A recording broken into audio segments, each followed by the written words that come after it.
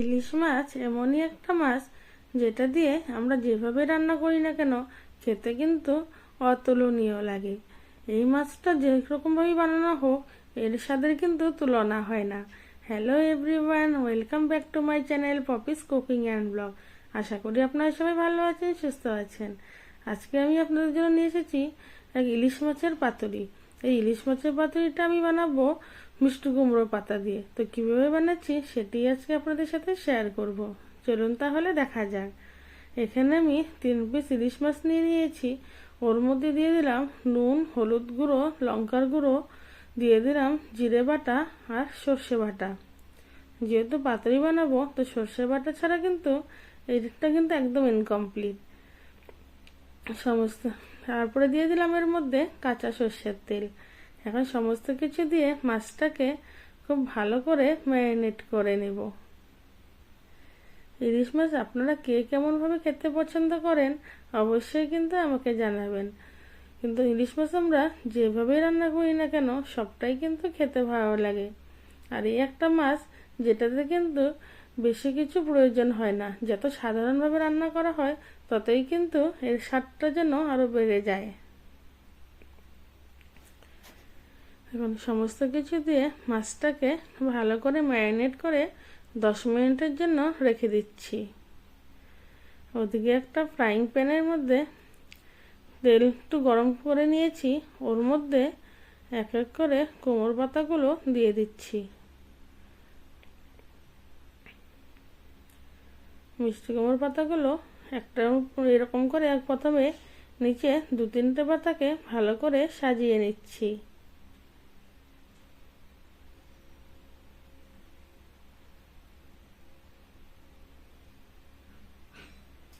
এই ইলিশ পাতুরিটা অনেকে কলা পাতার মধ্যে করে থাকে, তবে আমি আজকে এটাকে মিষ্টি কুমড়ো পাতা দিয়ে করছি। এটাও খেতে কিন্তু দারুণ লাগে। এখন পাতার উপরে এক এক করে মাছগুলোকে সাজিয়ে দেব।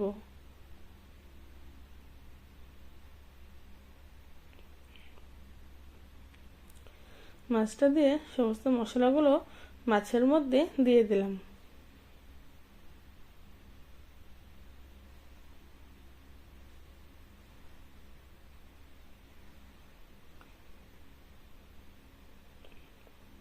আপনারা একবার এভাবে বানিয়ে দেখবেন, সত্যি বলছি খেতে কিন্তু দারুণ লাগে। এখন উপর দিয়ে একটু নুন ছড়িয়ে দিলাম।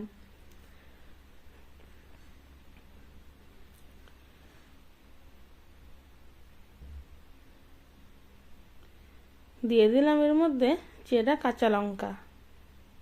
আমি সর্ষের পেস্টের মধ্যে কাঁচা লঙ্কা দিয়েছিলাম, ওর জন্য এখানে আমি 3 পিস মাছের জন্য 3টে কাঁচা লঙ্কা দিয়েছি। তবে আপনারা যদি ঝাল যে যেরকম খেতে পছন্দ করেন সেইভাবে কিন্তু লঙ্কাটা দিয়ে দেবেন। আর এখন উপর থেকে সরিয়ে দিচ্ছি বেশ খানিকটা সর্ষের তেল।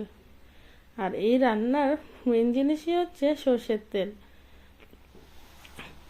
এই পাতুরির মধ্যে যখন রান্নাটা হয়ে যায় সর্ষের তেলের যে ঝাঁজ সেটিতেই কিন্তু মাছটা খেতে দারুণ লাগে।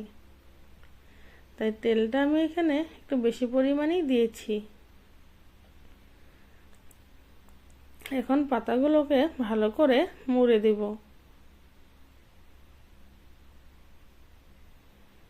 যেহেতু এটা কুমড়ো পাতা দিয়ে বানাচ্ছি, কিন্তু এই মাছটা কিন্তু পাতাগুলো মোড়ার পরে সুতো দিয়ে বাঁধার কোনো প্রয়োজন নেই। কিন্তু কলা পাতার মধ্যে যদি আপনারা বানান, কলা পাতাটাকে একটু হালকা ছেঁকে নেবেন, তারপরে মাছগুলো এরকম ভিতরে দিয়ে পাতাটাকে ফোল্ড করে নিয়ে পাতাটা একটু সুতোর সাহায্যে বেঁধে দেবেন।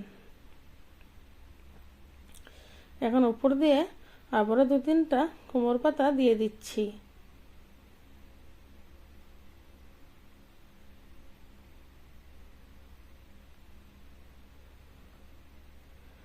পাতা দিয়ে মাছগুলোকে ভালোভাবে ঢেকে দিলাম।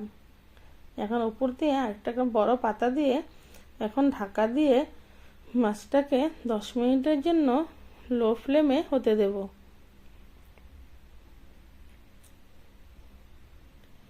এবং 10 মিনিট পর ঢাকাটা খুলে আপনাদেরকে দেখাচ্ছি। দেখুন আমাদের কিন্তু মাছটা প্রায় অনেকটাই হয়ে এসছে।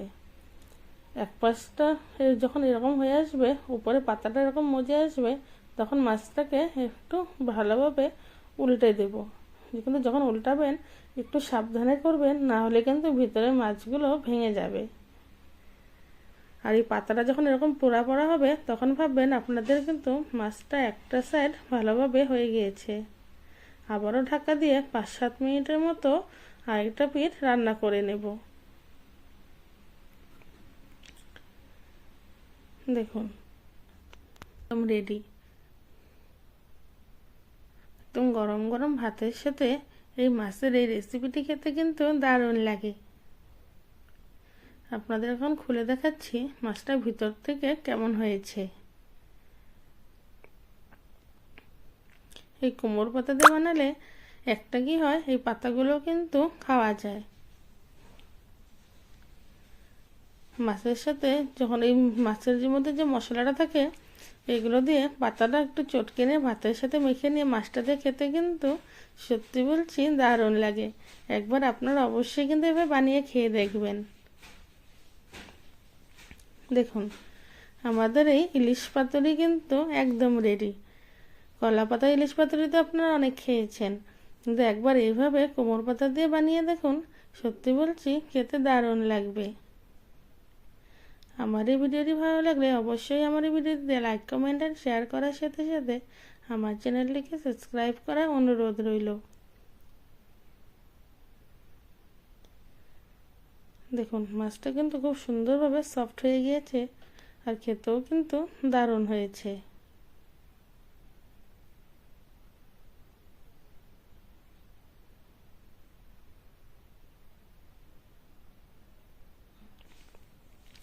অবশ্যই ইলিশের সিজনে আপনারা একবার এই কুমড়ো পাতা দিয়ে ইলিশ মাছের পাতুরিটা অবশ্যই ট্রাই করবেন। আর বানানোর পর খেতে কেমন হয়েছে সেটিও কিন্তু আমাকে কমেন্ট করে জানাতে ভুলবেন না।